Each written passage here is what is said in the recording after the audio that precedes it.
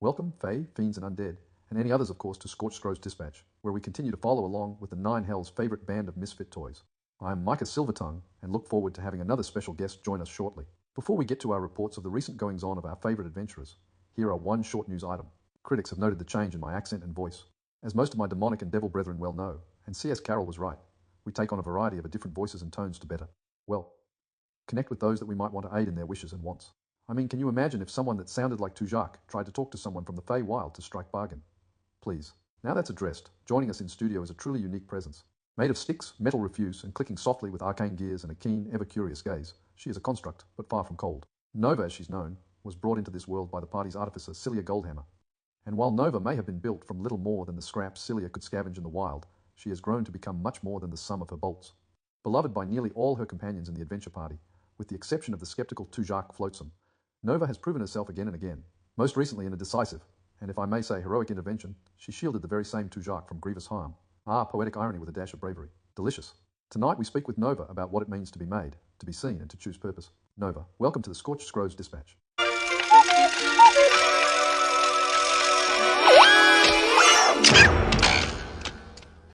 My little friend, you do make an entrance.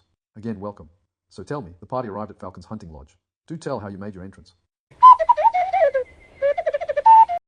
My, that is quite the entrance. Tujac trying to stop Lyric from throwing a javelin at the door. And I thought they were getting along finally. And then your mother. Oh, Cilia. Yes, she said Tujac should do the talking. Well, that was bold of her, and that was quite the odd accent he had to put on. Some might call it a forced Midwestern accent too. Did I hear you correctly that you said the real bird scouted the lodge out from the air before you entered? Oh, my dear Nova, you are far more real than Roak. He's nothing but some smoke and mirrors.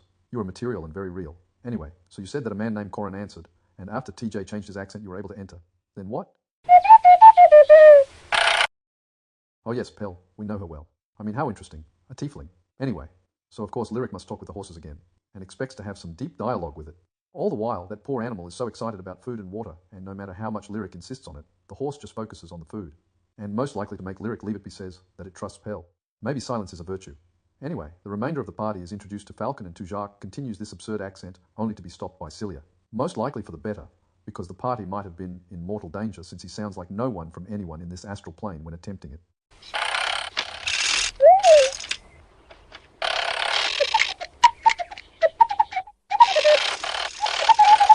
Indeed. So what happens when the party has a chance to talk to Falcon? How interesting that Falcon is so invested and excited about your fights with the orcs and cultists. What an odd fellow.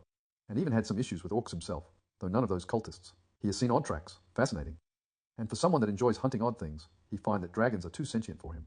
And of course Lyric, in her current angsty form, has to go snooping around. Thankfully Corin is a better host than she is a guest. So you said that Falcon mentioned that the forest caused him to be confused. Did the party have a plan to combat that? Of course Lyric would stalk Pell. It serves her well, she didn't harm that little darling, but seemed to bond with her somehow. Interesting. And curse Tujac's heart, trying his best to communicate with Pell. Perhaps starting to embrace some of that favour from Ilmater, and care for the suffering of others. So Xandar seems to partner up with your creator Cilia to determine where to go. They are both quite concerned that Falcon seemed to get easily lost in the woods in the past. And though Xanadar sees a secret door that Falcon goes through early in the morning, come to find out that is the best way to leave, and no lockpicking was necessary. As the party began to go into the dark forest, what did they find?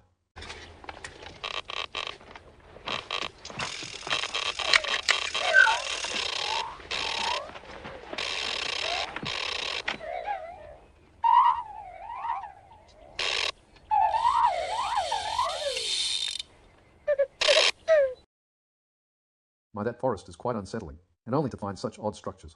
A large crater, an ice structure, many dead creatures around, and of course the orcs and boars out to inspect them, and even a metal cage on the ground. How odd. So did the party decide to investigate?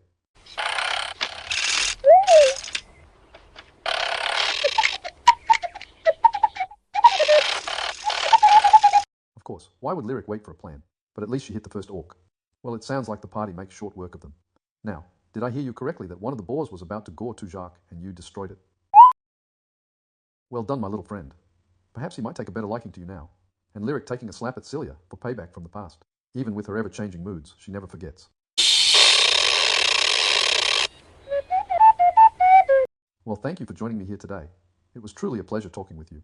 Be sure to keep a lookout for your creator, and continue to give Tujac as much grief as possible. What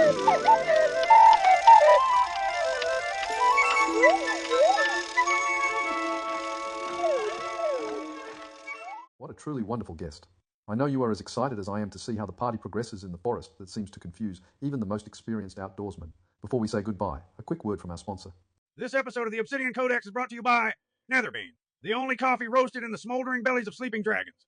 At Netherbean, we believe that true flavor is forged in agony. Our beans are grown in the cursed soil of the Wailing Vale, handpicked by blind monks sworn to silence, and aged for 100 years beneath the watchful gaze of the moon that screams. Whether you prefer your brew eldritch dark or abyssal roast, Netherbean will awaken something inside you. Possibly hunger. Possibly the great sleeping serpent that coils beneath all things. Use promo code BRUTHEBIS to receive a complimentary obsidian mug that weeps blood when the coffee is too weak. That's Bruthibus, Netherbean. Taste the void, and stay awake forever. Until next time, my friends, this is Micah Silvertongue signing off. If you can't be good, be bad.